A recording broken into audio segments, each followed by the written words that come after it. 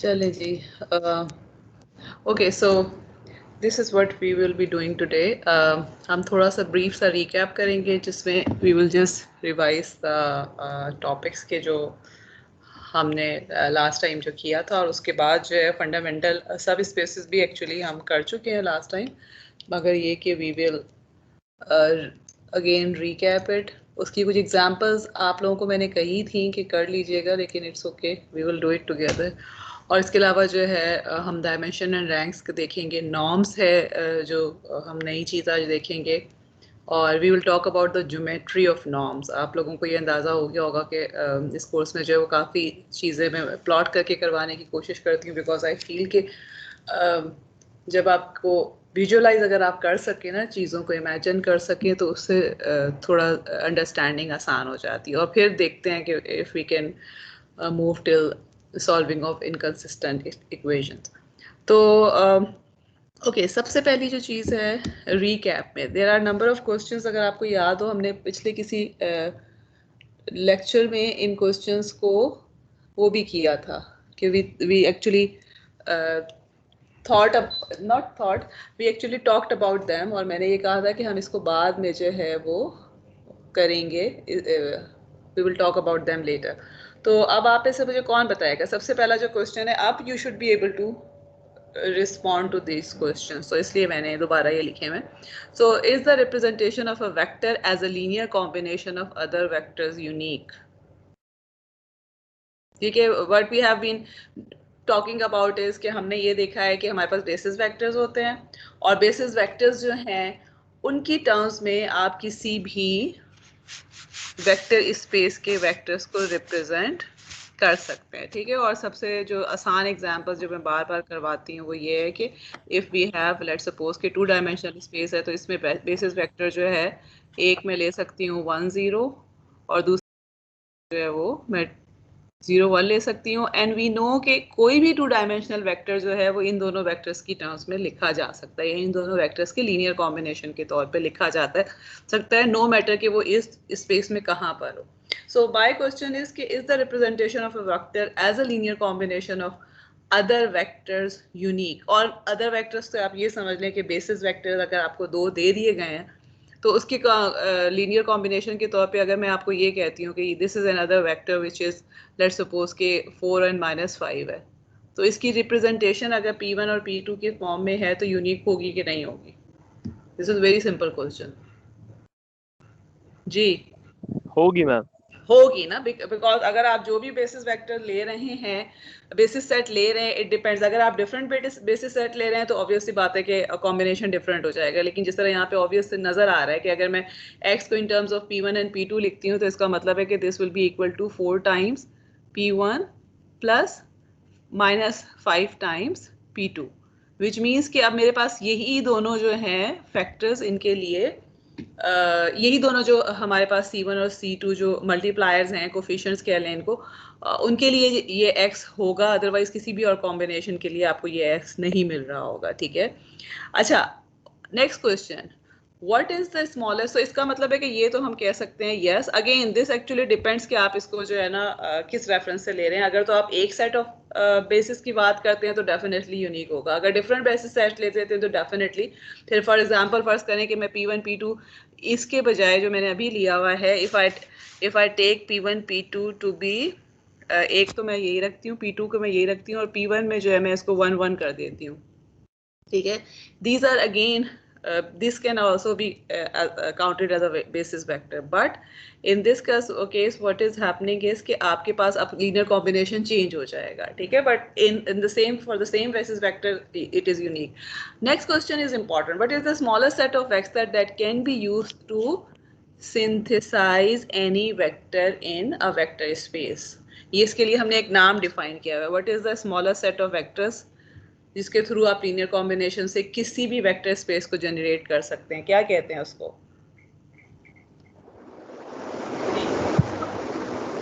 ये जो दोनों वेक्टर्स हैं इनको क्या ma'am basis bases. Okay, so what is the smaller set of vectors? The set that is forming the basis set. Okay, which is the आपके पास जो है number of factors जो कि linearly independent होते हैं, और हमने देखा है कि उसके span से आपके पास automatic जो है वो पूरा vector space बन जाता है. Okay, next question is what are the requirements on the vectors pi? अच्छा, अब ये pi because somehow इस कोर्स में unless and until कि मैं mention कर दूं, p's जो हैं they are actually representing the basis vectors. ठीक है, so what are the requirement on these vectors in order to be able to synthesize any vector x belonging to S? Again इसकी बात हमने अभी की है.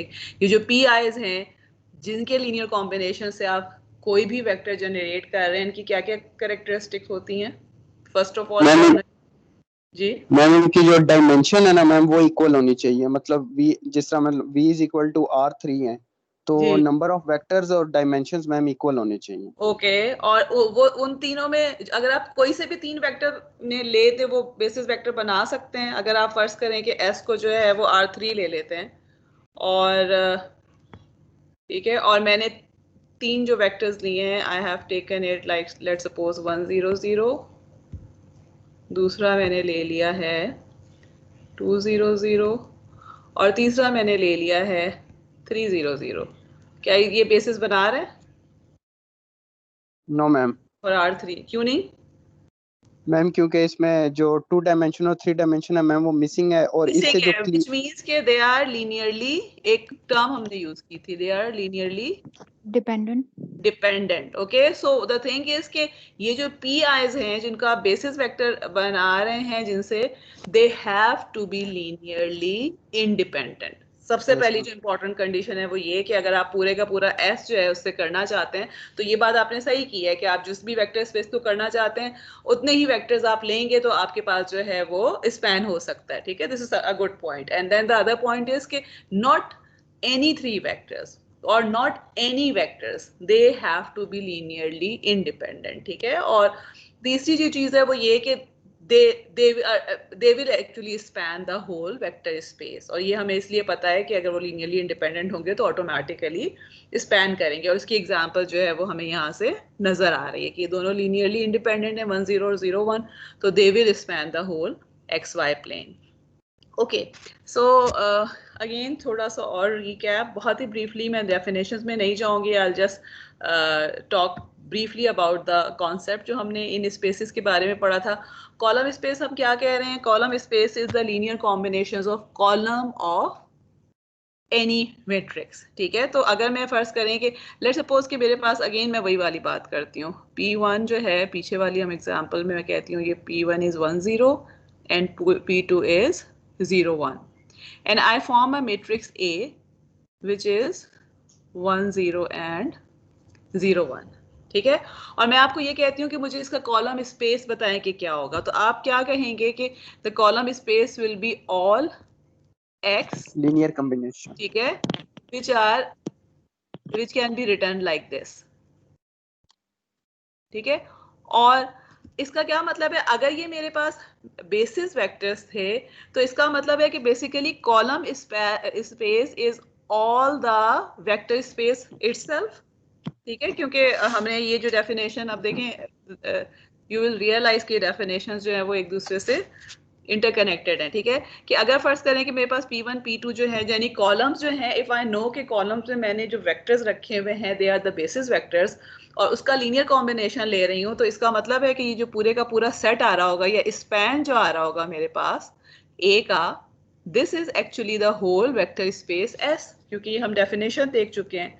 या in other words what we are saying is कि आपके पास जो भी हमारे पास लीनियर कॉम्बिनेशन, अच्छा, तो इसका क्या मतलब है? और what is this telling us कि ये जो है इसको मैं कैसे लिख सकती हूँ? हमने लास्ट टाइम देखा था कि we can write it as AC, which means C is a column vector C1 and C2 जो कि कोफिशिएंट्स का वेक्टर है.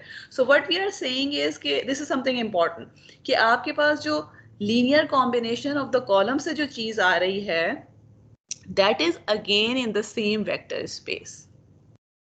ठीक है, बिकॉज स्पैन से जो है आपके पास S बन रहा है, प्रोवाइडेड कि कॉलम्स जो है वो हमने कहा है कि बेसिस वेक्टर्स हैं. ठीक है। अगर तो बेसिस वेक्टर्स नहीं है तो फिर this is just a linear combination of x. ये डेफिनेशन कॉलम स्पेस की है कि कोई भी वेक्टर कोई भी मैट्रिक्स उठाते हैं, उसके कॉलम्स लेते हैं, उसका लीनियर कॉम्बिनेशन लेते हैं, तो जो चीज भी आपके पास आती है that is in the column space of X.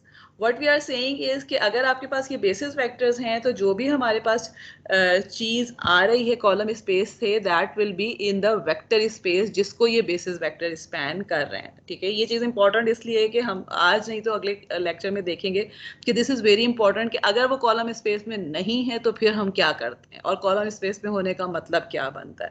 तो मगर definition by definition linear combination of the columns is the column space, linear combination of the rows is the row space, या linear combination of columns of A transpose जो है वो row space है। और इसी तरह से जो है हमने डिफाइन क्या किया हुआ है, null space हमने क्या डिफाइन किया था, set of all vectors x, let me actually जी, तो नल स्पेस हमने क्या कहा हुआ था कि नल स्पेस वो तमाम वेक्टर्स हैं जो कि समहाउ लीनियर, जब आप मैट्रिक्स को उसके ऊपर अप्लाई करवा रहे हैं तो वो रिजल्ट में आपको जीरो वेक्टर पे मैप कर रहे हैं, ठीक है। So the of all x such that a times x equal to 0, ये अगर हम करते हैं तो इसका मतलब ये सारे x जो हैं they are in null space. और लेफ्ट नल स्पेस क्या हो जाता है, that is again the same thing, अगर आप A ट्रांसपोज के साथ वेक्टर्स को मल्टीप्लाई कर रहे हैं, ठीक है। इसके लिए मैंने सिर्फ जस्ट डिफरेंशिएट करने के लिए यहाँ ऑल x कह दिया था। So all y's which are taking A transpose to zero matrix, ठीक है। और थोड़ी सी हमने इसकी इंट्यूशन की लास्ट टाइम बात की थी, हम दोबारा इसके ऊपर नहीं आएंगे वापस। Let's do examples. और बिफोर एग्जांपल्स अच्छा डेफिनेशंस क्या हैं, we talked about two definitions, dimensions and rank. Dimensions क्या होते हैं, कोई बताएगा, किसी को याद है? ओके चलें यहाँ से देख लेते हैं। आपके पास जो डायमेंशन क्या है, the number of sets required in basis set. जी, number of elements in the basis of column space और रो स्पेस, ठीक है। ये आपके पास डायमेंशंस हैं कि यानी इसका क्या मतलब है कि बेसिस का क्या मतलब है कि नंबर ऑफ इंडिपेंडेंट वेक्टर्स होते हैं ना जो कि किसी भी स्पेस को स्पैन कर रहे हैं। तो what we are saying is कि आपके पास कॉलम स्पेस या रो स्पेस को स्पैन करने के लिए जितने आपको लीनियरली इंडिपेंडेंट वेक्टर्स चाहिए हैं उनको हम basis of that dimension of that particular vector space कहते हैं। एंड इंटरेस्टिंग थिंग जो हम आगे भी देखेंगे और ये आपने याद रखनी है कि ये दोनों नंबर्स हमेशा सेम होते हैं। जो basis of number of elements in the basis of row space और column space is same, so it means कि dimension जो है वो आप row space से करने की कोशिश करें या column space से, you will get the same dimension, and the dimension of row और column space is called rank of the matrix. So let's do example और उससे जो है ना ये वाली चीज़ आपके पास clear हो जाएगी। अच्छा, ये definitions they are important कि आपने rank of a matrix is defined as the dimension of column space, meaning the number of vectors needed for the basis of the column space या number of vectors needed in the basis of the row space। इनमें से किसी के भी जो अगर आप निकाल सकते हैं तो that number is actually the rank of that particular matrix। and ये वाला जो है this is the same as number of pivot elements in the echelon form of or echelon form, it depends के आप किस accent में कह रहे हैं, of A। so what does it mean कि अगर आपको ये कहा जाता है, मैं आपसे कहती हूँ कि जी कोई मैट्रिक्स है इसका रैंक बताएं, so what you can do is देखने से तो फौरन इतना ऑब्वियस नहीं होता। अभी तो मैं 1 0 0 और 0 1 0 अगर दे रही हूँ तो चले आपको पता चल रहा है कि ये लीनियरली इंडिपेंडेंट है, लेकिन it is not that obvious all the time. So what you need to do is कि आप रिड्यूस एचेलॉन फॉर्म में करें और जितने भी पिवट्स एलिमेंट वाले रोज हैं या कॉलम्स हैं that would give you the dimension of the spaces और the rank of the matrix, ठीक है। ये दोनों चीजें आपको वहां से मिलेंगी। और again this is the same as saying the number of linearly independent rows and columns. Again हमें पता है कि जितने आपके पास pivot elements हैं, they are actually giving you the number of linearly independent rows and columns, और it is the same as the number of bases. तो ये सारी चीज़ें जो इक्वल इक्वल करके मैंने लिखी हैं, उसका रीज़न ये है कि आपको इनमें से किसी भी इंफॉर्मेशन से रैंक पता चल सकता है, तो और because they are actually equivalent definitions, ठीक है, ओके.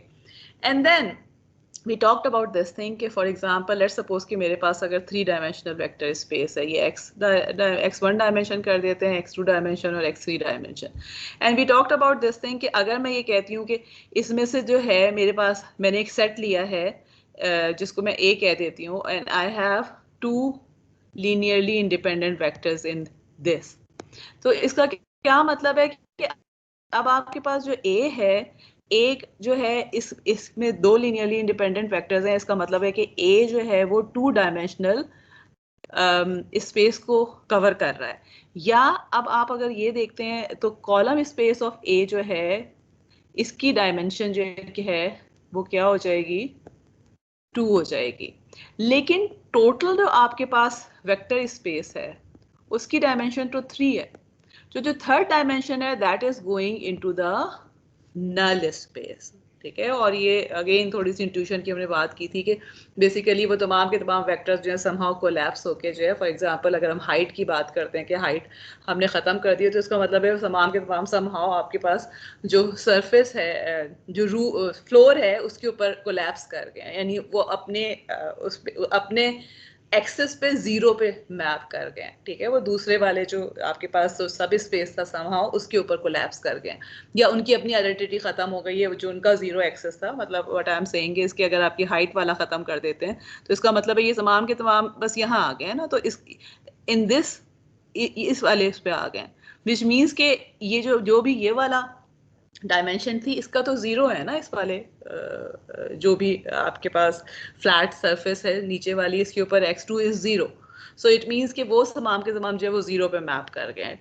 तो so what I am trying to say here is कि आपको अगर डायमेंशन ऑफ A पता है तो वहां से आपको automatically dimension of null space और dimension of left null space पता चल जानी चाहिए. आपके पास अगर मैट्रिक्स का ऑर्डर जो है m/n है, ठीक है, और लेट्स सपोज के रैंक मैंने r से मैं इसको रिप्रेजेंट करती हूँ, that is equal to some r, ठीक है.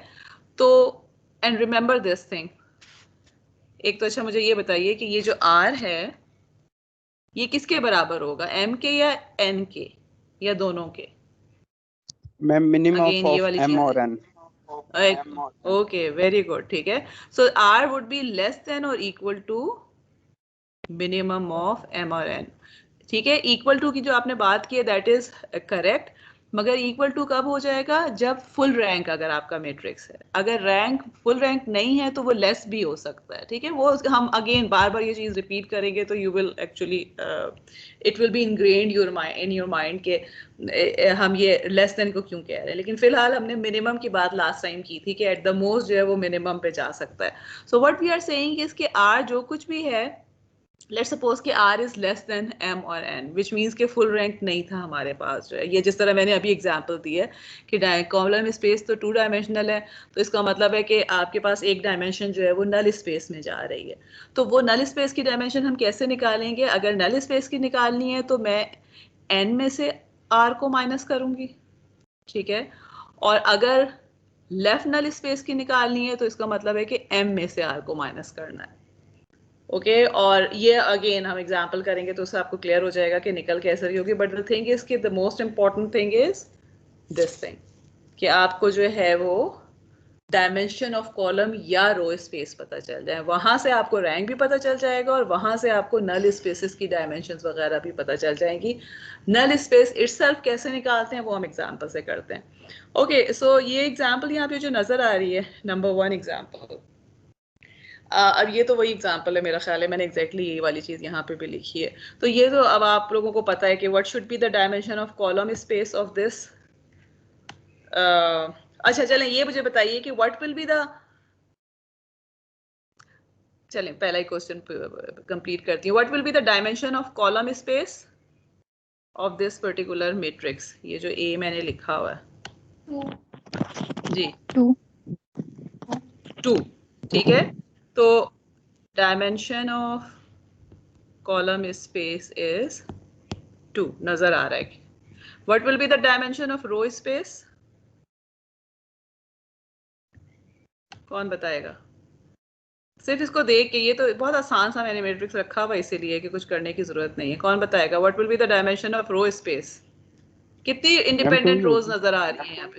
2 ही है ना, बिकॉज हम देख भी चुके हैं ना कि अगर unequal number of rose and columns है तो जो मिनिमम है उससे ज्यादा तो बढ़ ही नहीं सकता। अब रोज बेशक 3 है लेकिन ये पॉसिबल ही नहीं है कि ये तीनों की तीनों जो है वो लीनियरली इंडिपेंडेंट हो। So in this case the dimension of column row space, या जिसको मैं कह सकती हूँ dimension of column space of A transpose is also 2। What will be the rank? Rank भी 2 हो जाएगा because rank is equal to the dimension, ठीक है। And what will be the basis of column space? अगर मैं आपको कहती हूँ कि मुझे बेसिस सेट बताएं कॉलम स्पेस का, तो क्या हो जाएगा? मैम इन दो कॉलम्स को हम कॉम्बिनेशन में लिखेंगे। बिल्कुल बिल्कुल ठीक है कि अगर मैं बेसिस कहती हूँ तो you can just write it as 1 0 0 and 0 1 0, ठीक है। And what will be the basis of okay, so this is the basis of column space. What will be the basis of row space? Ma'am 1 0 और 0 1 जी, तो ये क्या हो जाएगा आपके पास इस तरह से आपके पास जो है इसको ट्रांसपोज करके जो है आप लिख लेंगे, ठीक है ना। 1 0 और 0 1 हो जाएगा क्योंकि दो आपके पास 3 वेक्टर्स हैं लेकिन ऑब्वियस बात है 2 ही हैं जिनके लीनियर कॉम्बिनेशन से थर्ड वाला जो है वो तो 0 है। Okay, let's do another example जिसमें आपको कुछ करने की जरूरत है। अब इसमें जो है व्हाट इज हैपनिंग इज के we are actually okay sorry जी मैंने जी इसमें जो है we want to find the everything, ठीक है। कॉलम स्पेस लेट्स सपोज के इसको हम सॉल्व करते हैं फॉर नल स्पेस। कैसे करेंगे? ठीक है, बहुत ही सिंपल सा है। आपके पास जो है you will start with what, सबसे पहले आपने क्या करना है स्टेप, अगर इस तरह का देखें इसमें इट इज नॉट ऑब्वियस कि ये आपके पास जो है वो फुल रैंक होगा कि नहीं होगा। तो हमने क्या किया है कि रिड्यूस एचेलॉन फॉर्म में जो है रो ऑपरेशंस करके करना शुरू किया है। और जब हम यहाँ पहुँचते हैं, this is just one step से आप यहाँ पहुँच जाएंगे। So when you reach here, what do you realize from here? What will be the dimension of this matrix? वैसे तो मैंने आगे लिखा हुआ ही है लेकिन ये जैसे देख के आपको क्या पता चल रहा है कि how many linearly independent columns are there? देखिए रिड्यूस्ड एचेलॉन फॉर्म से यहाँ से तो नहीं नजर आ रहा था लेकिन जब यहाँ इस फॉर्म में आ गए, so how many linearly independent columns? 1, ठीक है, बिकॉज दूसरा वाला जो हमें नजर आ रहा है। So what does it mean कि डायमेंशन, और देखें कॉलम भी एक ही है रो भी एक ही है ना। आप अगर फर्ज करें कि कॉलम की बात करते हैं तो या तो ये वाला कॉलम फर्स्ट लें या सेकंड लें, इट डजंट मैटर, लेकिन नॉर्मली हम फर्स्ट वाला पिवट वाला लेते हैं because there is only one non zero pivot, ठीक है। दूसरा वाला जो है वो 0 हो रहा है। सो 1 कॉलम है और रो का भी आप देख लें तो उसी तरह से है। So the dimension of row space और कॉलम स्पेस और rank is 1, but we know कि इसकी जो m is 2 and n is also 2। So it means कि आपके पास जो नल स्पेस होगा उसकी क्या डायमेंशन हो जाएगी? n-1, विच मीन्स के 1 डायमेंशनल जो है वो नल स्पेस भी आपका होगा, या एक वेक्टर जो है वो यानी आपके पास जो है वो कोई ना कोई एक वेक्टर होगा जिसके सारा लीनियर कॉम्बिनेशन जो है वो 0 पे मैप कर रहा होगा। Now we need to find that vector, और उसके लिए हम क्या करेंगे, हमने क्या करना होता है नल स्पेस निकालने के लिए? We have to put ax equal to 0, ठीक है। तो that is what I have done here कि जो मेरे पास a जो है वो मेरे पास आ गया है इस एचेलॉन फॉर्म में, इसको मैंने x1 और x2 के साथ मल्टीप्लाई करके और 0 के इक्वल कर दिया, ठीक है। So I am getting 2x1 plus x2 equal to 0, और यहाँ से मुझे नजर आ रहा है कि x1 is equal to minus x2/2। अगर आपको याद हो, आई डोंट नो कि आप लोगों को कितना याद है लीनियर अलजेब्रा, लेकिन जब हम नल स्पेस निकालते हैं तो देयर इज ऑलवेज 1 और 2 फ्री वेरिएबल्स, ठीक है। सो इस केस में मैंने क्या किया हुआ है, फ्री वेरिएबल्स का क्या मतलब है कि I can take any value for them and the other variables value will depend on this value। तो अगर यहाँ पर मैं x2 को फ्री वेरिएबल डिफाइन कर देती हूँ तो मेरे पास जो ये वेक्टर है x1 x2, ठीक है, this will come out to be minus x2/2 and x2, ठीक है, यानी x1 को मैंने x2 की फॉर्म में लिख लिया, या this is actually equal to, जिस तरह हम इस तरह से नल स्पेस को लिखते हैं, ठीक है। सो इसमें आप देख लीजिए, तो what we are saying is कि इसको मैं इस तरह से भी लिख सकती हूँ, सॉरी, -12 1 x2, ये वाला जो सेट है, this is actually forming the basis vector. What is this telling me? अब कौन मुझे बताएगा कि, और यहाँ पे साथ मैंने ये भी लिखा हुआ है कि x2 belong to R because हम रियल वाले सेट्स की बात कर रहे हैं। एक तो यहाँ से ये चीज मुझे पता चल रही है कि नल स्पेस की डायमेंशन 1 है, क्योंकि मुझे एक वेक्टर यहाँ पर नजर आ रहा है जिसके लीनियर कॉम्बिनेशन से पूरा नल स्पेस बन रहा है। चलें, वो तो समझ में आ गई बात। Now what does it mean by a free variable, या इस चीज का क्या मतलब है? ये जो वेक्टर्स हैं ये बेसिकली क्या कह रहे हैं? ओके, और let me put it another way. आपके पास, I am giving you just 1 minute. आप लेट्स सपोज कि मैं आपको कहती हूँ कि let's take one vector x2 को मैं कर देती हूँ 1। Let me put a line here, oops, okay, let's take x2 equal to 1। इसका मतलब है कि ये जो वेक्टर है जिसको अपोजिटली हम x कह रहे हैं, this will be equal to -12 and 1, right? अब इस को a से मल्टीप्लाई करें और मुझे आंसर बताएं कि क्या आता है, जस्ट 1 मिनट में। a भी आपके पास मौजूद है, this is a, this is x। आप इसको मल्टीप्लाई करके मुझे आंसर बताइए 31 तक।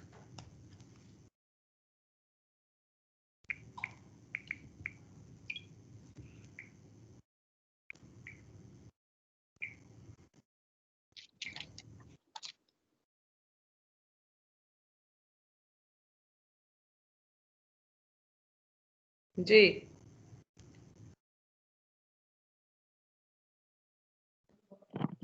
Ma'am 0 0 0 0। Okay, so what does it telling me कि जब मैंने -1, इसका मतलब क्या है कि दिस इज वन वेक्टर जो ये x मैंने लिया है, जिसको जब मैं a से मल्टीप्लाई कर रही हूँ तो वो 0 पे मैप हो रहा है।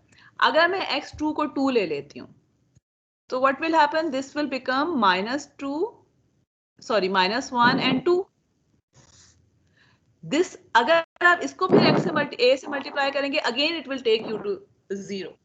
So what does it mean कि आपके पास ये तमाम सेट ऑफ वेक्टर्स जो कि इस फॉर्मूले से निकल रहे हैं, they will be mapped to 0 under this particular matrix transformation कह रहे हैं या matrix application से, ठीक है।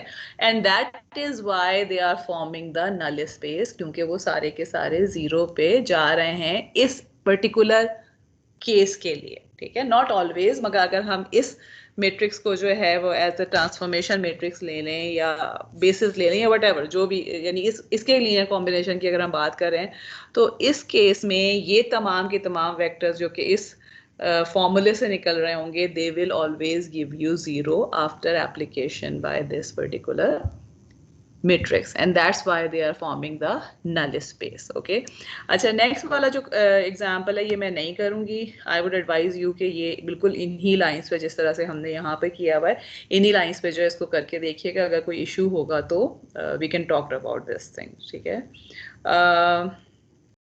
ओके,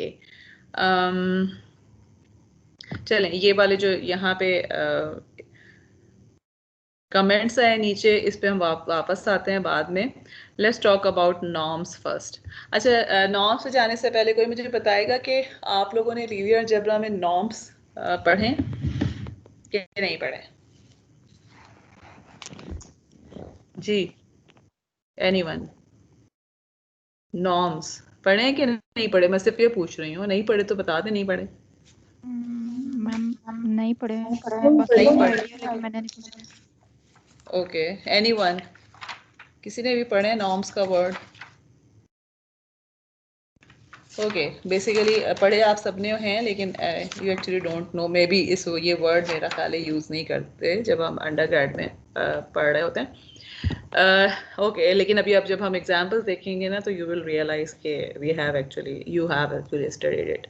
सो नॉर्म्स जो है basically why do we use it for length and distance in vector spaces. ठीक है, अब देखें ओके तो वेक्टर स्पेसेस में अभी तक हमने किस किस चीज़ की बात कर ली है। नाउ वी नो कि किसी भी वेक्टर स्पेस में जितने भी वेक्टर्स होते हैं उनको जनरेट करने के लिए हमें किस तरह के वेक्टर्स चाहिए होते हैं। ठीक है, इस चीज़ की बात की है and you could relate it with the basis vector, जिसको अभी तक आप यूनिट वेक्टर्स का वर्ड यूज़ करते थे और उसके लिए हमने सिर्फ 2 और 3 डायमेंशंस की बात करते थे। नाउ यू हैव सीन के वो यूनिट वेक्टर जो है वो सिर्फ 2-3 डायमेंशंस में नहीं होते, वो सिग्नल्स में भी हो सकते हैं। फोरियर ट्रांसफॉर्म की हमने एग्जांपल देखी, we talked about sampling theorem की एग्जांपल देखी, हमने जो है पॉलिनोमियल्स की एग्जांपल देखी। तो हमने सिर्फ ये देखा कि they can be functions also, only the thing is के they need to be linearly independent और उनके कॉम्बिनेशन से पूरा वेक्टर स्पेस बनना चाहिए जिसकी आप बात कर रहे हैं। ठीक है, तो जो इसका मतलब है कि जो यूनिट वेक्टर आप अभी तक पढ़ते आ रहे थे दे वर एक्चुअली बेसिस वेक्टर्स। ठीक है, और स्टैंडर्ड बेसिस हम उसको कहते हैं, लेकिन उसके अलावा भी and this is something new for you कि सिर्फ वही वेक्टर्स नहीं हैं जो कि स्पैन करते हैं। फॉर एग्जांपल अगर हम 2 डायमेंशनल वेक्टर स्पेस की बात कर रहे हैं तो सिर्फ यूनिट वेक्टर ही स्पैन नहीं करते, यूनिट वेक्टर्स के अलावा भी वेक्टर्स स्पैन कर सकते हैं as long as they are linearly independent. और अब जो है इसी तरह से लेंथ और डिस्टेंसेस आप लोगों ने पढ़े हुए तो डेफिनेटली हैं। ठीक है, बट यू डोंट नो कि they come under the umbrella of norm and आप लोगों ने सिर्फ एक टाइप का पढ़ा हुआ है, we will talk about other types also. लेकिन let's first look at the definition के नॉर्म की डेफिनेशन क्या होती है। तो let S be a vector space with element X. ठीक है, और एलिमेंट एक्स अगर मैं लिख रही हूँ तो इसका मतलब है आई am talking about all x, जितने भी एलिमेंट उस वेक्टर स्पेस के अंदर मौजूद हैं। A real valued function. So what you need to remember always कि हम जो नॉर्म की बात कर रहे हैं that will be real valued function. Again अगर आप लेंथ और डिस्टेंसेस की टर्म्स में सोचते हैं तो आपको पता है, हमें पता है कि length can never be negative, हमने ये बात की, distance can never be negative. ठीक है, अगर नेगेटिव अगर आप लेते भी हैं तो हम ये ज़रूर कह सकते हैं कि एक डायरेक्शन का डिस्टेंस जो है वो पॉजिटिव अगर 4 किलोमीटर है तो मैं ये कह सकती हूँ कि डायरेक्शन को मैं नेगेटिव से रिप्रेजेंट ज़रूर कर सकती हूँ, लेकिन मैग्नीट्यूड ऑफ द डिस्टेंस जो है that will always be either zero अगर उसी जगह पे हम खड़े हुए, और अगर हम मूव करते हैं तो it will always be something positive कि इतना डिस्टेंस जो है वो हमने कवर किया। इसी तरह same is true for length. तो ये रियल वैल्यूड फंक्शन होगा and it is said to be a norm if it satisfy these conditions। ठीक है, ये वाली कंडीशन तो हमें ऑब्वियस ही है, अगेन लेंथ और डिस्टेंस की बात करें कि नॉर्म जो है it has to be equal to greater than और इक्वल टू 0। ठीक है, and it will be equal to 0 only if the vector itself is 0। ठीक है, कि आपके पास इन अदर वर्ड्स हम ये कह रहे हैं कि जी हम जो है वो मतलब फॉर एग्जांपल अगर लेट्स सपोज कि मैं इसी की बात करती हूँ, आई am talking about 2 dimensional vector space. तो अगर किसी भी वेक्टर को मैं ले लेती हूँ जो कि यहाँ ओरिजिन पे नहीं, ओरिजिन के अलावा कोई भी अगर वेक्टर होगा तो उसका there will always be length of that vector. अब मैं लेंथ का वर्ड उसके लिए नहीं यूज कर रही, मैं नॉर्म का वर्ड यूज कर रही हूँ। ठीक है, बट द थिंग इज कि आप यहाँ पे कोई भी वेक्टर अगर ले लेते हैं एक्स, ए बी ले लूँ, 1 2 ले लूँ, 4 5 ले लूँ, it will have some length which is greater than 0. Only option for the length to be 0 is if it is 0 0 vector, और लेंथ के बजाय we are talking about norm कि हम norm जो है वो 0 उस वक्त हो सकता है कि vector itself is 0 0 vector। and similarly if you are multiplying a vector by any scalar then it is multiply करके आप उसका norm ले रहे हैं या नॉर्म लेने के बाद स्केलर के मैग्नीट्यूड से मल्टीप्लाई कर रहे हैं। ठीक है, ये एब्सोल्यूट वैल्यू का मतलब है कि we are just talking about the magnitude, हम वो साइन को इग्नोर कर रहे हैं। तो उस केस में जो है वो आपके पास दोनों सूरत में रिजल्ट सेम आ रहा होगा, ठीक है। एंड सिमिलरली ये तो ट्रायंगुलर इनइक्वालिटी है कि अगर आपके पास दो वेक्टर्स को आप ऐड करके उनका नॉर्म ले रहे हैं, that will be less than और equal to the norm of individual vectors, ठीक है। ये पाइथागोरस थ्योरम जो है वो बेसिकली इसमें वो यूज हो रहा होता है, but these are the properties. अगर ये सेटिस्फाई हो रही हैं this will be called a norm. And अगर आप डिस्टेंस, ये तो लेंथ के लिए आ गया ना, अगर मैं एक वेक्टर की सिर्फ बात कर रही हूँ तो it is giving me the length. If I am talking about two vectors, for example let's suppose कि मेरे पास I have one vector here, okay, let me call it x, vector x यहाँ पर कहीं पर है, and I have a vector y जो कि यहाँ पे कहीं पर है, ठीक है। तो अगर मैं इनके दरमियान डिस्टेंस करना चाहती हूँ तो अगेन अ डिस्टेंस क्या है, समथिंग लाइक दिस, ठीक है, which will be obtained by, पहले मैं x में से यानी okay let me right it here. अगर फर्ज करें कि x जो है इसके कोऑर्डिनेट x1 और x2 हैं और y के कोऑर्डिनेट्स y1 और y2 हैं, तो पहले मैंने क्या करना है, डिस्टेंस निकालने के लिए पहले मैंने इनमें से इसको माइनस करना है, x1 minus y1 and x2 minus y2, ठीक है। और उसके बाद जो है लेट्स सपोज कि मैं इसको z1 और z2 कह देती हूँ, तो जाहिर नंबर ही आ रहा होगा ना कोई, उसके ऊपर हम फिर नॉर्म की डेफिनेशन लगाएंगे तो it will give us the distance, ठीक है। It is exactly the same जो कि आप अगेन पहले भी करते रहे होंगे। अब माय क्वेश्चन इज कि अब कुछ याद आया कि लेंथ और जब लेंथ और डिस्टेंस की बात करते थे तो कैसे निकालते थे। अगर मैं आपको कहती हूँ कि मैम इसमें तो जी अगर मैं सिर्फ मैम ये कहती हूँ इसमें कि मुझे अभी हम लोगों ने इसकी डिस्टेंस निकाला, लेंथ कैसे निकालेंगे? जी यही पूछ रही हूँ ना आपसे। अगर मैं कहूँ कि वेक्टर x की लेंथ बताएं, लेंथ का मतलब है कि आप जीरो से करते हैं ना, लेंथ का मतलब है कि वी आर अस्यूमिंग कि यहाँ से आपके पास जो ये वेक्टर जो आ रहा है जीरो से लेकर यहाँ तक जहाँ तक पहुँच रहा है, अगर मैं x की लेंथ कह रही हूँ तो we are actually finding this distance from zero. कैसे निकालते थे, याद है किसी को, length of a vector? For example let's suppose कि मैं वेक्टर कहती हूँ 1 और 2 और मैं आपको कहती हूँ उसकी लेंथ बताएं मुझे, क्या होगी? जी ओके चलें, अगर लेंथ नहीं पता तो हम डिस्टेंस की बात कर लेते हैं। मैम यूक्लिडियन डिस्टेंस से पार्ट करेंगे उसको। Okay good. और फर्ज करें कि अगर मेरे पास जो है वो दो वेक्टर्स आ जाते हैं, अब मैं आपको कहती हूँ कि इनका डिस्टेंस निकालें, तो यूक्लिडियन डिस्टेंस से आप निकालते हैं, ठीक है। विच मीन्स कि आप क्या करेंगे, दोनों के एक्स कोऑर्डिनेट्स को, मतलब लेट्स सपोज कि मैं z जो है इसको डिफाइन कर देती हूँ x माइनस वाई, तो इसका मतलब है कि -3, मेरे पास ये क्या आ रहा है -3 एंड -3 आ जाएगा, और इसका नॉर्म वो सॉरी लेंथ क्या हो जाएगी, अगर मैं उसको इस तरह से रिप्रेजेंट कर देती हूँ, this will be equal to square root of -3 square plus -3 square, right. हर एक को याद आया? ठीक है, दिस यस इज मैम अब आ एक्चुअली द फॉर्मूला जो कि यूक्लिडियन डिस्टेंस के लिए करते थे, ठीक है। अब अगर मैं इसी फॉर्मूले को नॉर्म के ऊपर अप्लाई करना चाहूँ, तो जिस तरह मैंने अभी आपको कहा है कि या लेंथ के ऊपर अप्लाई करना चाहूँ, तो इसका मतलब है कि वी आर टेकिंग फ्रॉम 0 0, तो 0 0 का मतलब है कि we are not actually subtracting anything. तो इस केस में क्या हो जाएगा, 1 square plus 2 square, which means के स्क्वायर रूट ऑफ 5 हमारे पास आ जाएगा norm of a vector. So that is how we define Euclidean norm, ठीक है। अब सबसे पहली डेफिनेशन पे हम आते हैं। तो यहाँ से स्टार्ट मैं इसलिए कर रही हूँ because this is something you already know, कि अगर हम फर्ज करें कि वी से कि हमारा वेक्टर स्पेस जो है is n dimensional vector space, ठीक है, 1 2 3, जिस तरह x1 और x2 में कर रही हूँ तो इससे n कंपोनेंट्स हैं।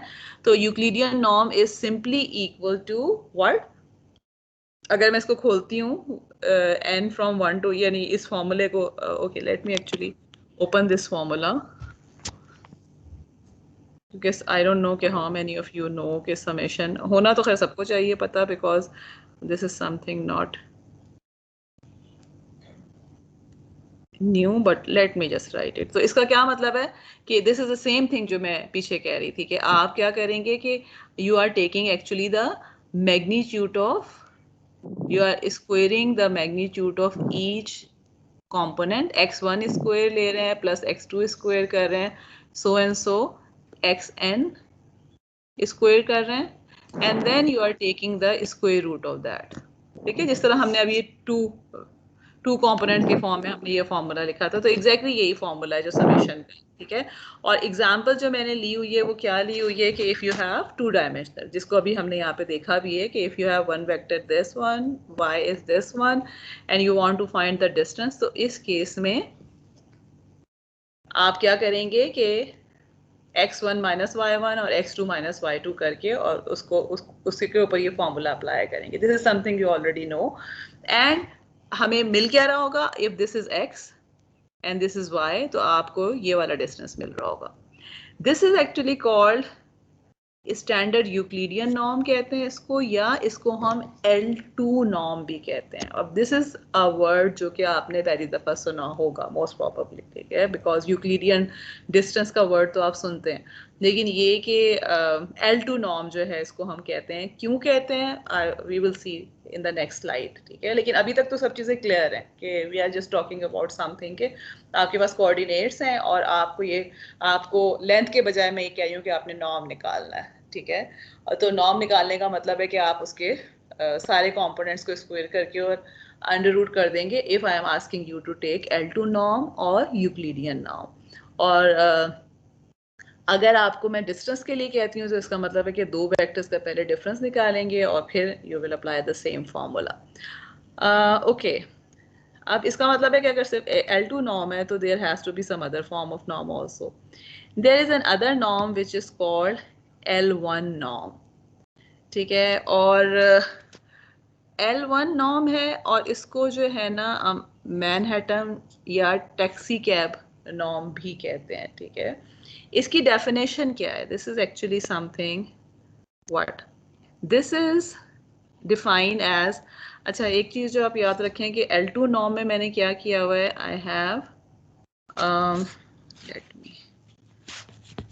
Have actually define is like this कि दो मैंने बार्स जो है उसके अंदर नॉर्म का जो सिंबल है वो क्या है कि आपके पास डबल बार्स जो है वो दोनों साइड्स पे लगी हुई हैं और मैंने सबस्क्रिप्ट पे एक 2 लिखा हुआ है विच इज टेलिंग अस कि दिस इज L2 नॉर्म। अगर आप L1 नॉर्म देखते हैं तो I am defining it like this कि सेम ही हमारे पास जो है वो 2 बार्स हैं लेकिन उसके बाद सबस्क्रिप्ट में जो है वो 1 लिखा हुआ है। Now how do we define L1 norm? Let's suppose कि मेरे पास एक L1 नॉर्म की मैंने क्या डेफिनेशन यहाँ लिखी हुई है, n from 1 to n only sum of absolute value, square नहीं है और स्क्वायर रूट नहीं है, विच मीन्स कि this is just x1 plus x2 plus so and so to xn, जितने भी आपके पास वेक्टर्स में कंपोनेंट्स हैं। या फर्ज करें कि अगर मैं x जो है इसको कह देती हूँ कि this is just x1 and x2, ठीक है। तो L1 नॉर्म क्या हो जाएगा इसका, x1 plus x2, okay, which is just telling कि एब्सोल्यूट वैल्यू लेकर उसको एड अप करना है and this will always give us something which is greater than और equal to 0। What about the distance?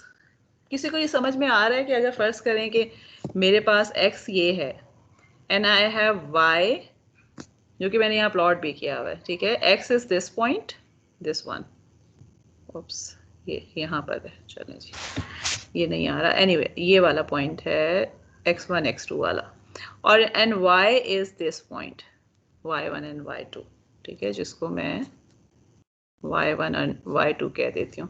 देखिए बाय फॉर्मूला है तो difficult नहीं है, ठीक है। फॉर्मूले में हमने क्या करना है, अगर मैं डिस्टेंस का नॉर्म लेना चाहती हूँ, let me clear out something, मैं एक्चुअली दूसरे पेज पे जाना नहीं चाह रही बिकॉज हमारा वो इधर है।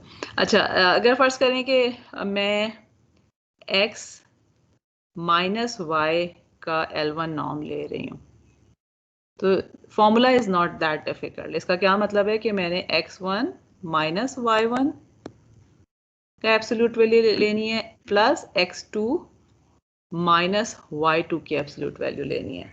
माय क्वेश्चन इज कि ये जो फिगर है इससे आपको कैसे पता चल रहा है? What is this figure telling you? How do you देखें, ये जो अब यहाँ पर जो पीछे हमने देखा था that was just this distance, ठीक है, जो कि हमें वी ऑलरेडी नो कि ये वाला जो डिस्टेंस है इस तरह से आता है क्योंकि आपने ये पहले भी किया हुआ है। ये डिस्टेंस किस तरह से आ रहा है? Can anyone explain? Let me try to. जी, किसी को समझ में आ रहा है कि how is this plotted?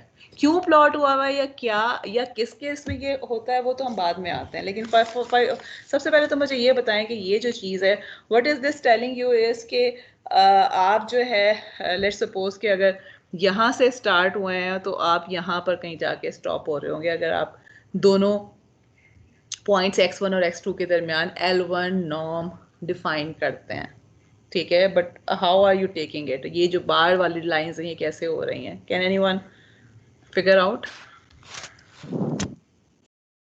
Ma'am ये जो प्लॉट बना है, जी जी मैम ये जो प्लॉट बना है रिप्रेजेंट ये कर रहा है इस ना असल में सिर्फ समीशन की वजह से आया है। ओके। कैसे सबमिशन की वजह से आया है? कौन बताए? एक तो मुझे ना आवाज़ें अभी तक पहचानी नहीं जाती इसलिए मैं आपको नाम लेके नहीं कर सकती। चलें, हाँ चलें, कौन बता रहा था मुझे अभी? मैं बता रहा था कि ये जो है असल में लास्ट टाइम हम लोगों ने सबमिशन नहीं थी, वहाँ पे हम लोगों ने डिफरेंस लिया था, लेकिन यहाँ पे यहाँ पे भी हम लोगों ने डिफरेंस लिया हुआ है? नहीं, नहीं x1 एंड माइनस, पे ma'am x1 minus y1 plus x2 minus y2। तो ये तो देखें ना यहाँ पे भी तो यही था, ये भी तो है x1 minus y1 whole square plus x2 minus y2 square. Ma'am जी ये यहाँ पे ये जो लाइंस आई हुई हैं प्लॉट जी हुई जी हैं ये इस उसमें आई हुई हैं कि ये मतलब कंपोनेंट में कितना डिफरेंस आ रहा है, मतलब फॉर एग्जांपल अगर x1 से y1 तक उसने ट्रैवल किया और एग्जैक्टली फिर उसने x2 से y2 तक एग्जैक्टली, ट्रैवल किया तो उसमें हाँ कितना जी, फर्क आया? बिल्कुल बिल्कुल। देखें ये ना यहाँ पे नजर आ रहा है बिकॉज ये कौन बोल रहा था? सॉरी मुझे आवाजें नहीं पहचानी जाती। जी आप मैम नाम रिमशा। बताएं। रिमशा जी, रिमशा। रिमशा जी, रिमशा ने जिस तरह से बताया, अब देखें बेसिकली मैं इसको x1 माइनस y1 करूं या y1 माइनस x1 करूं, it should be the same thing. So what is actually happening is कि अगर आप गौर करें कि ये वाली जो चीज है what is y1 is this, which means कि y1 मुझे कितना डिस्टेंस दे रहा है? ये वाला। और x1 कितना डिस्टेंस दे रहा है? ये वाला। तो x1 माइनस y1 या y1 माइनस x1, क्योंकि एब्सोल्यूट वैल्यू है तो इससे फर्क नहीं पड़ता, this is giving me this much distance जो कि मैंने यहाँ पर इस लाइन से प्लॉट किया हुआ है। एंड सिमिलरली जब मैं x2 माइनस y2 करती हूँ तो this is giving me this distance. तो बेसिकली ये जो इसका जो वर्ड है ना मैनहट्टन नॉर्म, या आप इसको कह लें कि टैक्सी कैब नॉर्म, इसका ये बेसिकली पर्पस क्या है कि ये हम उस केस में कर रहे होते हैं कि जब मैनहट्टन जो है बेसिकली न्यूयॉर्क में एक जगह है जहाँ पर अगर आप कभी जाएं तो आप देखेंगे कि वहाँ ना बहुत ज़्यादा बिल्डिंग्स जो है ना वो पैरेलल में साथ साथ हुई हुई हैं। तो अब लेट्स सपोज कि अगर मैं ये फर्ज करें कि यूक्लिडियन नॉर्म की बात कर रही हूँ, तो यूक्लिडियन नॉर्म में हमारे पास क्या है कि वी आर एक्चुअली अस्यूमिंग कि मेरे पास जो मेरा स्टार्टिंग पॉइंट है और जो एंडिंग पॉइंट है, ठीक है, starting point was this x and the ending point was somewhere here, यहाँ पे था कि यहाँ से यहाँ तक जाने के लिए डायरेक्ट रास्ता मौजूद है, शॉर्टेस्ट डिस्टेंस जो है वो समहाउ हम निकाल रहे हैं कि हम ये कह रहे हैं कि एक शॉर्टकट मौजूद है। लेकिन अगर आप फर्ज करें कि टैक्सी कैब के पॉइंट ऑफ व्यू से बात करते हैं, या मैनहट्टन की एग्जाम का नाम इन्होंने इसलिए रखा हुआ है क्योंकि वहाँ पे इतनी ज़्यादा बिल्डिंग्स है कि आपको शॉर्टेस्ट राउट नहीं निकाल सकते, या टैक्सी जो है वो इस तरह से स्ट्रेट नहीं जा सकती। तो व्हाट विल हैपन कि you will always have to travel like this, कि आप एक रास्ता ले रहे हैं, ठीक है, और वहां से निकल के एंड देन रोड, आप रोड्स के एग्जांपल फॉर एग्जांपल कि अगर टैक्सी ने यहाँ से यहाँ तक पहुंचना है तो वो डायरेक्टली यहाँ तक ही पहुंच सकती है। That first of all it has to start from here, reach here and then यहाँ से रोड यहाँ पर जा रही है, ठीक है। तो this is actually another fine kind of norm के जिसमें आपको डिस्टेंस पता चल रहा है but from another manner, not the same way जहाँ से हमने L2 नॉर्म या यूक्लिडियन डिस्टेंस निकाला था, because in this case we don't have that option कि हम यूक्लिडियन डिस्टेंस पे काम कर सकें, तो हम इसको जो है वो किसी और तरीके से डिफाइन करते हैं। ओके, अनदर नॉर्म जो कि हम यूज़ करते हैं काफ़ी, यानी अभी खैर इंटरेस्टिंगली कह लें या हमारी जो है वो थोड़ी सी वो लकीली कह लें कि इस कोर्स में हम L2 नॉर्म को ही ज़्यादा यूज़ करेंगे, ठीक है। मे बी कहीं पर हम L1 वगैरह की बात कर लें, but you need to know कि दिस जो चीज़ अभी तक आप पढ़ते रहे हैं डिस्टेंस का notion, that is not the only notion of distance that exist in reality, ठीक है। so we have, और जो है एक दो तो हमने ये कर लिया, जो थर्ड डेफिनेशन जो कि अगेन काफ़ी ज़्यादा आपको डिफरेंट जगहों पे मिलेगी, that is L infinity norm है, ठीक है। और इसको जो है वो बेसिकली इस तरह से जो है ना वो हम डिफाइन करते हैं कि इसको देखें लिखा हुआ मैंने इस तरह से L इंफिनिटी, अगेन उसी सिंबल के साथ जो है वो इंफिनिटी मैंने सबस्क्रिप्ट में लिखा हुआ है, and this is just define, this is some a very आप ये कह लें कि बहुत ही ज़्यादा जो है वो सिंपल सी डेफिनेशन है कि this is the maximum of all components, यानी आप उनका जो भी, अगर आपके पास n कंपोनेंट्स हैं, आप तमाम के तमाम कंपोनेंट्स लेकर और उनका मैक्सिमम जो भी नंबर है उसको ले लें, तो that will be your L infinity norm, ठीक है। So in this case what is happening, अगर फर्ज करें कि मैं दोनों पॉइंट्स की, अगेन वही वाली एग्जांपल है, one point is this one, एक x पॉइंट है मेरे पास and this is the y point यहाँ पे था, और आपको मैंने ये कहा है कि आप L इंफिनिटी नॉर्म निकालें, तो आप क्या करेंगे कि x1 minus y1 x2 minus y2, और उन्होंने से जो भी मैक्सिमम है that would be the answer. और यहाँ मुझे मतलब अगर मैं सिर्फ यहाँ पे आई बॉलिंग करूँ, सिर्फ आई से देख के हम कोशिश करें, तो हमें नजर आ रहा है कि ये वाला एक डिस्टेंस देखें ना, एक ये वाला है जो कि हॉरिजॉन्टल है और दूसरा ये वर्टिकल वाला डिस्टेंस है, तो हॉरिजॉन्टल वाला जो है वो ज्यादा लग रहा है, तो इट मीन्स कि मुझे ये वाला जो है वो आंसर में मिलना चाहिए, ठीक है। So this is now the question is कि ये नॉर्म्स कहाँ पर यूज हो सकते हैं, ठीक है। L1 नॉर्म जो है वो तो L2 नॉर्म तो हमें पता है ना कि हम जो है वो बहुत ज्यादा करते रहे हैं। What do you think कि L1 नॉर्म या L इंफिनिटी नॉर्म कहाँ पर यूज हो सकता है? मतलब डेफिनेशंस के हिसाब से तो हमें पता चल गया कि इसको हमने किस तरह डिफाइन किया, उसको हमने किस तरह डिफाइन किया, but what can be the usage of these norms? Why do we want to have so many norms? Anyone? Okay. L1 norm की जो एग्जांपल है ना, वो तो आप इस तरह ले सकते हैं, एग्जांपल अगर आप कोई सर्किट रियलिटी में हार्डवेयर बनाने की कोशिश कर रहे हैं, ठीक है। इसमें क्या है, अगर आप मैग्नीट्यूड्स लेना चाह रहे हैं, डिफरेंट आप इम्प्लीमेंट करना चाह रहे हैं, लेट्स सपोज कि आप दो पॉइंट्स का जो है वो डिफरेंस उसको इम्प्लीमेंट करना चाह रहे हैं इन योर हार्डवेयर कंप्यूटर के ऊपर जो है, ठीक है। मतलब आप मल्टीप्लिकेशन, एडिशन, इस तरह के जो भी आपके पास ऑपरेशंस हैं, तो L2 नॉर्म में हमें क्या नजर आया है कि we have to do the square and the square root, both of these things which are actually very complicated operations, अगर आप उसको जो है हार्डवेयर पे इम्प्लीमेंट करना चाहते हैं। प्लस ये कि स्क्वायर और स्क्वायर रूट आप दोनों जब लेते हैं, प्रिसिशन मतलब मशीन लैंग्वेज के हिसाब से या मशीन के उसके हिसाब से जो है दे आर एक तो ये कि मुश्किल भी है, और प्लस ये कि उनमें एरर के चांसेस ज़्यादा हो जाते हैं, बिकॉज जब आप पॉइंट्स में लेते हैं, आपका जो हार्डवेयर है वो डबल प्रिसिशन और सिंगल प्रिसिशन, और उसको जब आप स्क्वायर करेंगे, स्क्वायर रूट करेंगे, तो एरर्स बहुत ज़्यादा आ जाते हैं। तो एज कम्पेयर टू दैट, अगर आप L1 नॉर्म कर रहे हैं, तो that is only the addition of the numbers, ठीक है। जाहिर है कि आपके पास जो है वो सेम आंसर नहीं आ रहा, बट द थिंग इज के मे बी आपका जो है वो कंप्यूटेशन के हिसाब से that is easier as compare to L2 norm. Similarly L infinity आप कहाँ पे यूज कर सकते हैं? आप में से आई डोंट नो कि आप में से सारे लोगों ने, बल्कि मेरा ख्याल है सभी इलेक्ट्रिकल के हैं इस क्लास में, तो आप लोगों ने सबने जो है वो फिल्टर डिजाइन देखा होगा, ठीक है। अब फिल्टर डिजाइन में you must have seen, for example this is a low pass filter, actual low pass filter है, ठीक है। इसमें हमें जो है वो क्या नजर आ रहा है कि there will be some ripples हमें नजर आ रहे हैं पास बैंड में भी और स्टॉप बैंड में भी, जो हम अलाउ करते हैं।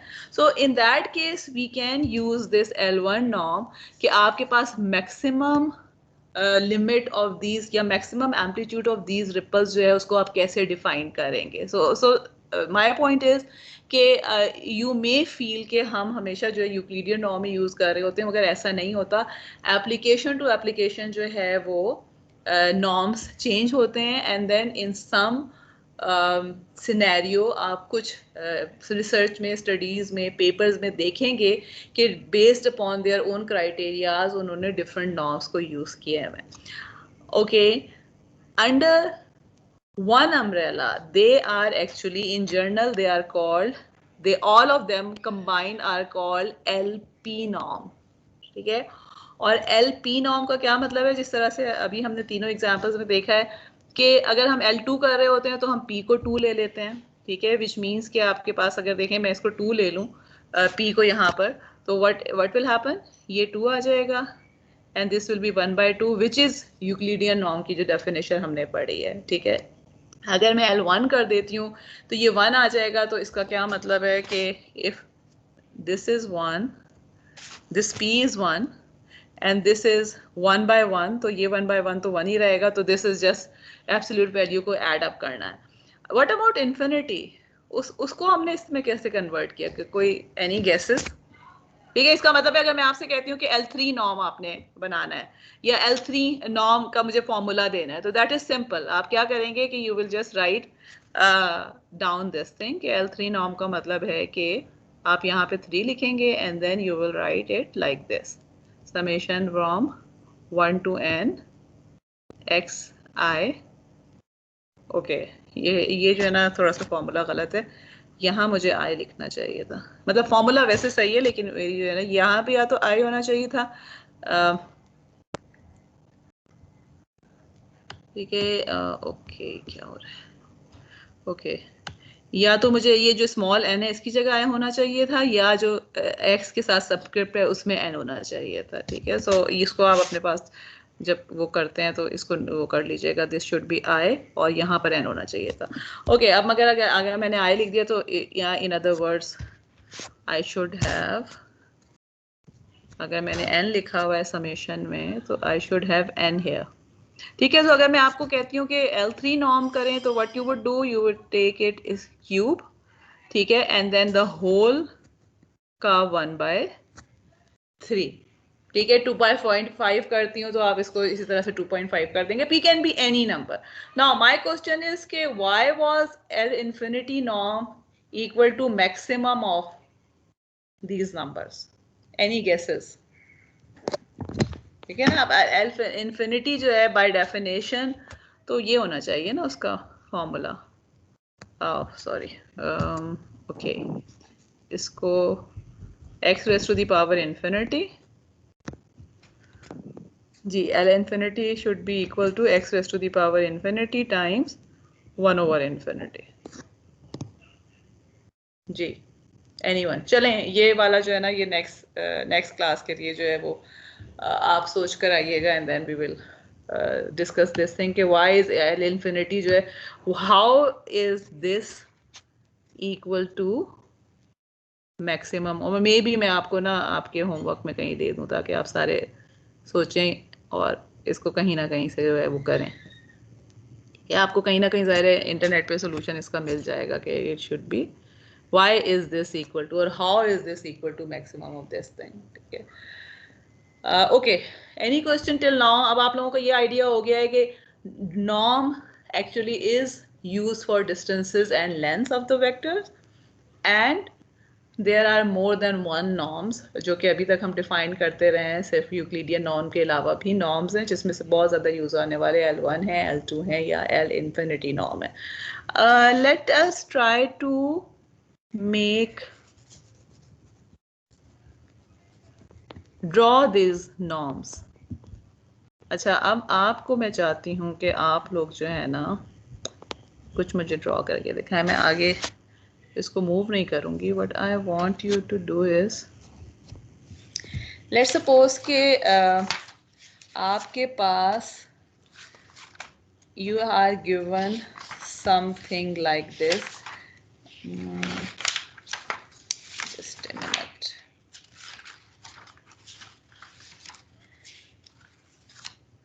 Okay, let's suppose that I am asking you to plot this thing, ठीक है. Let's suppose कि यहाँ हम इसको define करते हैं unit sphere. और unit sphere को मैंने कैसे define किया है? I am defining it as S sub P, which is equal to X belonging to R square, which means के it contains all the two dimensional vectors. यानी अब मेरे पास SP जो है that is kind of a vector space की हम बात कर रहे हैं, which is two dimensional vector space such that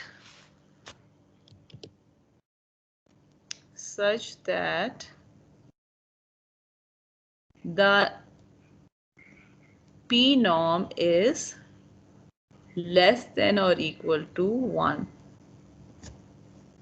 ठीक है. अब what I want you to do is, let's start with something known. P को लें आप 2, ठीक है, which means कि अब मेरे पास क्या हो जाएगा? S2, which is again equal to all x belonging to R square such that 2 norm is less than or equal to 1. अब मैं ये चाहती हूँ कि आप मुझे ना इसका प्लॉट बताइए कि कैसा बनेगा. और x जो है ना, okay, this is a vector और 2 डायमेंशनल. इसका क्या मतलब है कि x will be something like this, x1 और x2, इसके 2 कंपोनेंट्स होंगे. इसका फॉर्मूला लिखें, ठीक है. 2 नॉर्म का फॉर्मूला आपको पता है ना क्या है? Okay, let me right it here. अगर आपके पास 2 नॉर्म है तो इसका फॉर्मूला क्या है? अगर लेट्स सपोज कि x वाज n डायमेंशनल तो इसका फॉर्मूला क्या था? x1 square plus x2 square plus so and so xn square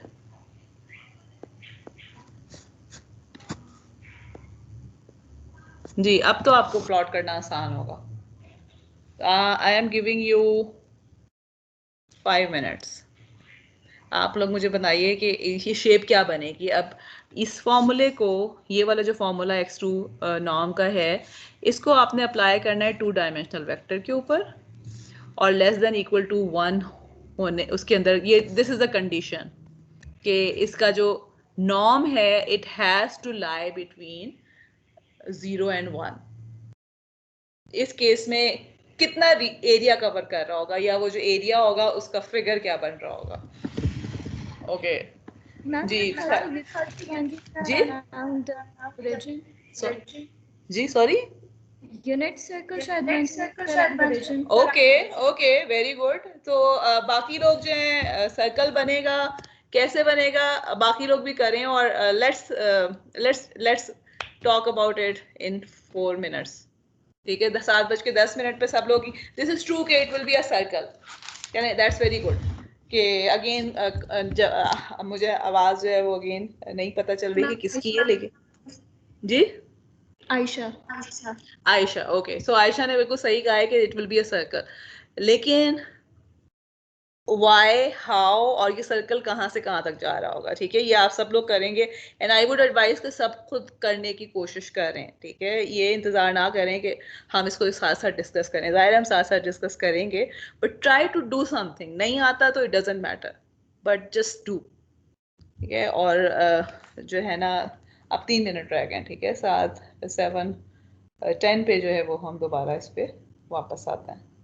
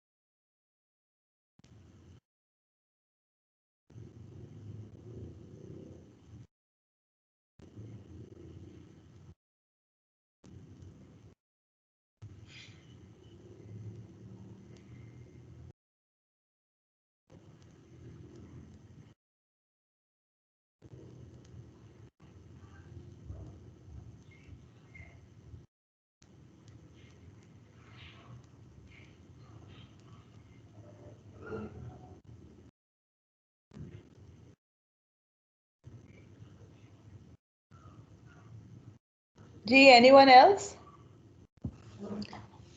हो गया है कि नहीं? ज़ाहिर है आप मुझे दिखा तो सकते नहीं है, तो जस्ट लेट मी नो कि कितने लोगों से हो गया। अगर आप ज़्यादा लोगों से हो गया तो we will move forward.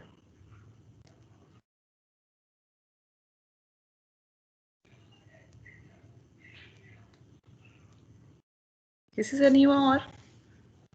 Okay, let's wait for 2 minutes more.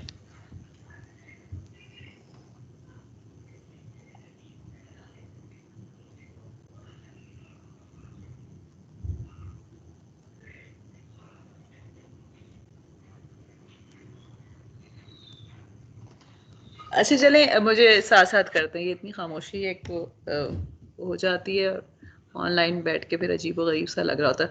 Okay, so what will be the equation of this thing? अगर आप यूक्लिडियन नॉर्म के टर्म्स में करते हैं, कौन बताएगा मुझे?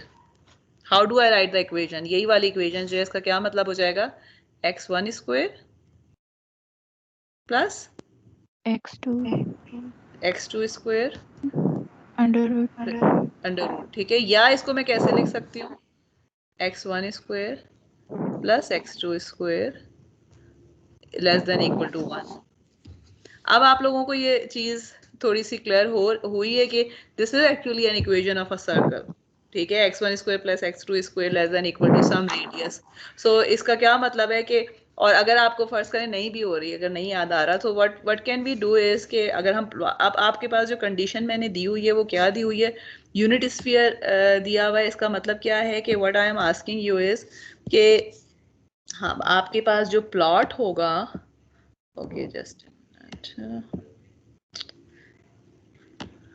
जी, तो प्लॉट जो होगा उसको कैसे होना चाहिए कि you have, it should not go beyond the boundary of 1। यानी अगर फर्ज करें कि ये x1 एक्सेस है और ये x2 एक्सेस है, तो आपके पास यहाँ पर 1 1 -1 एंड -1, क्योंकि मैग्नीट्यूड स्क्वायर है ना, या ये कि एब्सोल्यूट का स्क्वायर आप ले रहे हैं, तो इसका मतलब है कि इस बाउंड्री के अंदर अंदर रहना चाहिए। okay, because this is less than equal to 1, and what we can see from here is, आप क्या कर सकते हैं अगर आपको चीज़ नहीं समझ में आ रही, तो the easiest way can be कि आप जो है ना, कोई let's suppose कि x1 है, इसकी वैल्यूज कुछ लेना शुरू करें और x2 उसके कॉरस्पॉन्डिंग देखते जाएं कि क्या हो रहा है। फॉर एग्जाम्पल अगर मैं x1 को 0 ले लेती हूँ, तो इस इक्वेशन को okay, let me do one more thing. इसको मैं let me make it, instead of going for less than, let me make it equal to वाला पॉइंट। ठीक है, और मुझे पता है कि इक्वल टू के लिए मेरे पास जितना भी रीजन आ रहा होगा उसके अंदर का तमाम रीजन उसमें इंक्लूडेड होगा, बिकॉज लेस देन का मतलब है कि उसके अंदर वाली चीज हो जाएगी। तो लेकिन इससे जो है वो जिंदगी मेरी ज्यादा आसान हो जाती है। सो लेट्स सपोज कि मैं x1 को अगर 0 ले लेती हूँ, तो इस इक्वेशन को फुलफिल करने के लिए क्या हो जाएगा? x2 will be equal to 1। तो इसका मतलब है एक पॉइंट मेरे पास ये वाला आ गया, दिस वन। ठीक है, okay, let me take another colour. ये वाला एक पॉइंट आ गया। अब लेट्स नेक्स्ट मैं क्या कर सकती हूँ? Let me take x1, simple plot है, x1 इक्वल टू हाफ। अब कौन बताएगा मेरे पास कि x2 क्या आ जाएगा? अगर मैं x1 इस इक्वेशन में हाफ रखती हूँ, तो x2 क्या आ जाएगा मेरे पास? In order to make it equal to 1। हाँ, क्योंकि इस इक्वेशन में क्या है, मैं इसको हाफ रखती हूँ, तो इसका मतलब क्या है कि आपके पास ये इक्वेशन क्या बन जाएगी? 1/4 plus x2 square equal to 1, right? ये बनेगी ना, और स्क्वायर रूट अगर आप ले लेते हैं, इसको अगर आप सॉल्व करते हैं, तो what will happen? What will be the value of x2?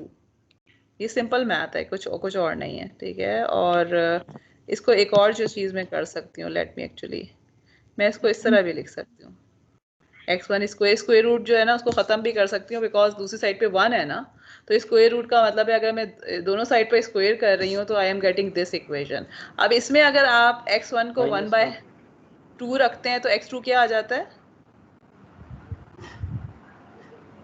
इसमें अगर x1 को -1 आएगा, माइनस तो नहीं आना मैं कह रही हूँ कि नहीं उस साइड पे चला जाएगा, यानी 1 - 1/4 अंडर रूट। ओके, सो इसका मतलब क्या आ जाएगा? 0.867 मैम आता है। Ma'am under root 3 divided by 2 हो 1 जाएगा। - 1/4, जी, या आपके पास 3/4 आ जाएगा और स्क्वायर रूट ऑफ 3/4 आ जाएगा, राइट? 0.6। पॉइंट 8 6 8 6 ओके, सो इसका मतलब है कि हाफ के पास आपके पास यहाँ कहीं कुछ आ रहा है, ठीक है। एंड सिमिलरली अगर आप x को और वैल्यूज लेते हैं, लेट्स सपोज के इसके इर्द गिर्द मैं एक यहाँ ले लेती हूँ, एक यहाँ ले लेती हूँ, and I start to plot, I will get something like this, ठीक है। What I would advise you है कि आप जब घर जाते हैं तो जब ये लेक्चर खत्म हो जाता है तो try to plot this thing, ठीक है। एंड यू विल सी कि you will get something like this, कि आपकी जो बाउंड्री है वो इस सर्कल के ऊपर आ रही है, तो इसका मतलब है कि everything inside this circle is basically the unit sphere, जिसको हमने इस तरह डिफाइन किया हुआ है। आप जल्दी से मुझे बताएं कि अगर मैं इसी चीज को L1 नॉर्म के लिए करूं तो क्या शेप आएगी। That is on next page, लेकिन let us try to do it here. अब सबको समझ में आ गया ना कि किस तरह से हमने करना है, ठीक है। तो सिंपली हमने इक्वेशन बनानी है, और इक्वेशन बनाने के बाद वी नीड टू सी कि आपके पास जो है वो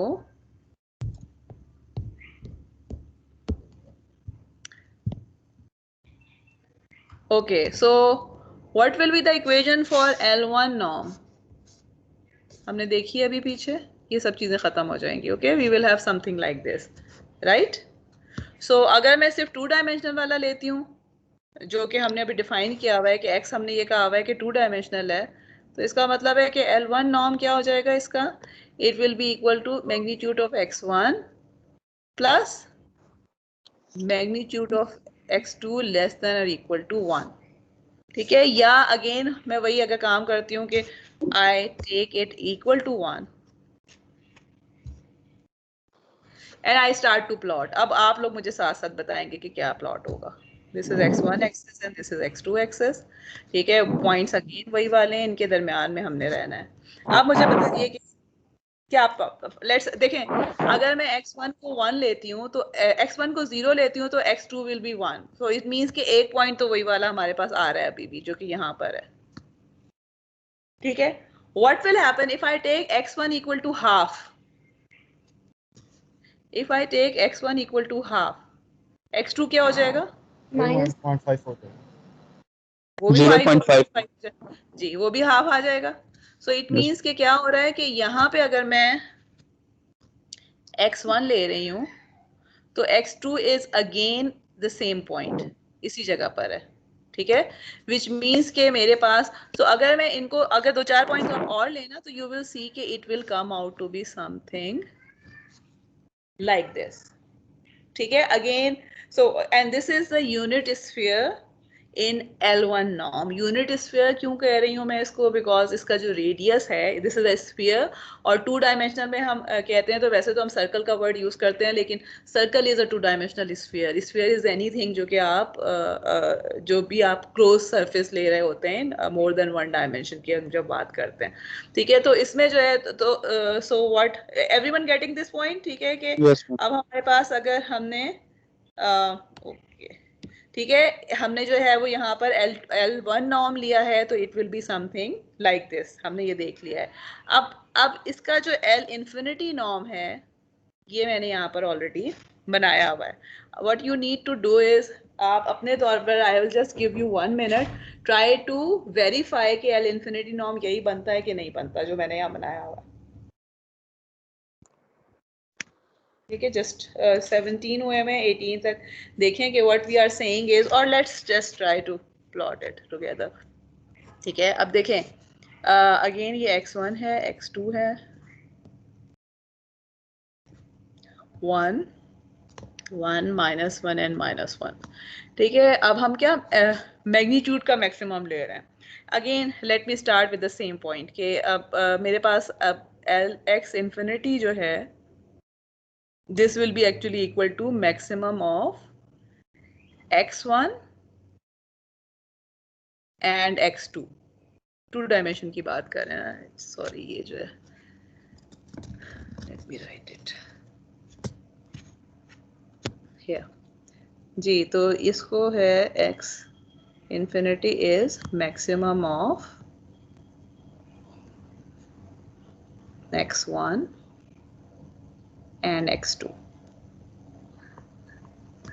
ठीक है। अब again let us start with the same point. अगर मैं x1 जो है, if I am taking this point, ठीक है, x1 जो है वो ये वाला अगर मैं बात कर, अब देखें इसमें we will be considering the both the options कि आपके पास जो है x1 फर्ज करें मैं 0 ले लेती हूँ, x1 अगर मैं 0 लेती हूँ, सो इट मीन्स के मैं इस पे इस एक्सिस की बात कर रही हूँ। इस केस में आपके पास क्या होगा कि अब x2 जो होगा, x2 can go from 0 to 1 because 1 तक के हम वो ले रहे हैं ना। तो अब मुझे ये बताएं कि इसमें से मैक्सिमम क्या बन रहा होगा। x1 जो है इस ये यानी okay let me actually right it here कि मैक्सिमम ऑफ x1 को मैंने 0 पे फिक्स कर दिया है लेट्स सपोज, और x2 की पूरी रेंज देख रही हूँ मैं, तो x2 is going from 0 to 1, तो इसका क्या मतलब है कि मैक्सिमम क्या होगा, x2 हो रहा होगा मैक्सिमम। या इन अदर वर्ड्स आपके पास जो है इस केस में आपके जब आप x1 को अगर 0 ले रहे हैं तो जो भी x2 की वैल्यू है that is actually giving you the maximum. आप okay let me put it in other way कि आपके पास फर्ज करें कि जो भी x1 और x2 में से जो भी बड़ा पॉइंट है that is actually giving you the value. So it means कि अगर आप x1 को जो है वो 1 ले रहे हैं तो इस केस में आपके पास ये तमाम जो रीजन है x2 की जो वैल्यू यहाँ से यहाँ तक अगर आप मूव कर रहे हैं उसके लिए maximum is this particular line, because ये x2 जो है, late me make it again और एक 1 by 1 करते हैं, कुछ लोगों को शायद समझ आया होगा कुछ को नहीं आया होगा। ओके x1 लेती हूँ और x2 लेती हूँ, ठीक है। अब ये मैंने लेट सपोज कि मैं ये पॉइंट कंसिडर कर रही हूँ, x1 जो है उसको मैंने 1 ले लिया है। x2 क्या हो सकता है, इस 1 के कॉरेस्पॉन्डिंग आपके पास x2 की वैल्यू कहाँ से जा सकती है, 0 से लेकर 1 तक जा सकती है इस साइड पर, या इस साइड पर जा सकती है 0 से लेकर -1 तक, right. Everyone agrees with this thing कि अगर मैंने x1 को यहाँ पे 1 पे फिक्स कर दिया है, x2 कैन बी इस 1 के कॉरेस्पॉन्डिंग आपके पास ये पॉइंट हो सकता है, ये वाला पॉइंट, ठीक है, जिसमें आपके पास क्या है कि x1 इज 1 और x2 इज मे बी 0.1, यहाँ पर जो है वो x1 is again 1, x2 is 0.2, यहाँ पर x1 is again 1, x2 is 0.3 and so. लेकिन अब जब मैक्सिमम की बात करते हैं ना तो ये 1 ही मैक्सिमम पे जा रहा है। Are you getting my point? कि आपके पास जो आप ये y एक्सिस की वैल्यूज ले रहे हैं वो इस 1 से कम है, तो इसका मतलब है कि फॉर x1 इक्वल टू 1 के लिए ये वाली लाइन है जो कि मैक्सिमम वैल्यू दे रही है। इसी तरह जब x2 को आप 1 ले रहे हैं तो इसका मतलब है ये वाली लाइन है जो मैक्सिमम दे रही है, बिकॉज x1 की तमाम वैल्यू जो है इसके कॉरेस्पॉन्डिंग 1 से कम है। सो इन अदर वर्ड्स हमारे पास इस तरह की शेप बन जाएगी, ठीक है। अगर अगेन जिन लोगों को अभी क्लियर नहीं हो रहा है, आई वुड एडवाइज यू के घर जाके जो है दोबारा इस लेक्चर का ये पार्ट देखने की कोशिश कीजिएगा and then you will understand, या खुद करने की कोशिश कीजिएगा कि what we are trying to say. So at the end what we figure out is कि आपके पास जो है वो यानी अगर आप रिलेशनशिप देख रहे हैं तो what we can see is के हमारे पास जो है वो समहाउ आपका जो नॉर्म्स हैं उसमें एक्सपैंड, यानी L1 जो नॉर्म है उसमें हमारे पास जो है ये रोम्बस के टाइप की चीज़ बन रही है। L2 नॉर्म जो है वो काइंड ऑफ वही चीज़ थोड़ी सी एक्सपैंड करके टुवर्ड्स द स्क्वायर, यानी रोम्बस से टुवर्ड्स द स्क्वायर जा रही है, बीच में सर्कल आ गया है। अगर आप और कुछ लेंगे तो वो इनके भी बीच में कहीं पे फिट हो रहा होगा। One thing which is important is, एक तो हमें यहाँ से ये नज़र आ रहा है कि डिपेंडिंग अपॉन द नॉर्म आपको ज्योमेट्री डिफरेंट मिल रही होगी, ठीक है। और ये चीज़ हमें यहाँ से भी नज़र आ रही है और ये चीज़ हमें पीछे भी नज़र आई थी। We will see later on कि हमने ये करने की कोशिश क्यों की है, वाई आर वी कंसर्न कि ये जो यूनिट स्फीयर है ये हमने बनाया क्यों है इन नॉर्म्स में जो है। But for the time being for this lecture हमने जो चीज़ याद रखनी है वो ये कि जैसे जैसे आपका नॉर्म चेंज हो रहा है, geometry is changing, notion of distance is changing, हमारे पास जो भी फिगर्स आ रही हैं वो चेंज हो रही हैं। लेकिन one thing that you need to remember is कि अगर आपके पास इसका मतलब क्या है कि लेंथ ऑफ द वेक्टर्स भी चेंज हो रही होंगी ना। ये हमने पीछे से भी देखा है कि आपके पास length of the vector x1, L1, L2 and L infinity में डिफरेंट लेंथ आ रही थी। But what we need to remember is कि अगर आपके पास एक vector is small in one norm, it will be small in the other norm also. But does it mean कि अगर फर्ज करें कि मैं आपको ये कहती हूँ कि x1 जो है इसका L infinity norm is less than L infinity norm of y1 and I ask you कि मुझे ये बताएं कि x1 का 2 norm जो है वो बड़ा होगा इससे, छोटा होगा या इक्वल होगा. So you can safely say magnitude different होंगे बेशक, लेकिन अगर ये छोटा था एक नॉर्म में डेफिनेशन में तो ये दूसरी नॉर्म की डेफिनेशन में भी we will get this thing, यानी ये और ये चीज़ें जो है वो ट्रू नहीं होंगी. बट इट डजंट मीन कि वैल्यूज सेम होंगी, values will be different but the relationship, whatever the relationship in one norm will remain there in another norm. Or what we are trying to say is कि अगर फर्ज करें कि आप अपने घर से किसी और के घर में जा रहे हैं तो you are taking the shortcut or you are trying to move through defined roads. आप अगर डिस्टेंस जो है वो अगर किसी एक फ्रेंड ए के घर जाते हैं और दूसरे फ्रेंड बी के घर जाते हैं तो अगर शॉर्टकट लेके वहाँ पे डिफरेंट डिस्टेंस कम है ए का बी से तो वो रोड्स के थ्रू भी डिस्टेंस कम होना चाहिए, प्रोवाइडेड कि शॉर्टकट्स और रोड्स जो हैं वो सिमिलरली इसी तरह डिफाइन है जैसे हमने यहाँ पर डिफाइन की हुई हैं by the definition of those norms. ठीक है, लेकिन definitely value of the shortcuts and the L1 norm जो रोड्स हैं, जाहिर है कि डिस्टेंसेस जो है नंबरिंग भी डिफरेंट होगा मगर जो रिलेशनशिप है between the two distances it will remain the same no matter आप किस नॉर्म की बात कर रहे हैं. ठीक है, इसके लिए भी जो है वो I will try to actually give you some examples. जो आपका होमवर्क आपका ये वाला होमवर्क कब ड्यू है? अभी वाला जो होमवर्क है मंडे मैम 12 वक्त को. ओके, चलें उसके बाद मैं दूंगी तो I will give some questions from these norms वगैरह जो है जिससे आपकी प्रैक्टिस हो जाएगी. बट चलें अब यहाँ तक अगर कोई क्वेश्चन है तो पूछ लीजिए और मैं कोशिश करूँगी कि मैं ये लेक्चर आज ही अपलोड कर दूँ. आप मुझे याद करवा दिया करें, मेरी कोशिश तो होती है कि मैं उसी दिन कर दूँ मगर नॉर्मली 9 o'clock जब ख़त्म होता है तो आई जस्ट टोटली फॉरगेट, उस वक्त मैं इतना एग्जॉस्ट हो चुकी होती हूँ. तो लेकिन ये कि I will upload it, try to have a look on this lecture before the next one. हम next वाला जो है topic अभी start नहीं करेंगे because 5 minutes में हम उसमें कुछ भी नहीं कर पाएंगे. So we will stop here. Okay. Okay. So let me stop the recording. आप सब लोगों ने मुझे भेज दिए अपने उसके जो आप वो कर रहे हैं. कल तक थी ना डेट उसकी आपकी सिलेक्शन और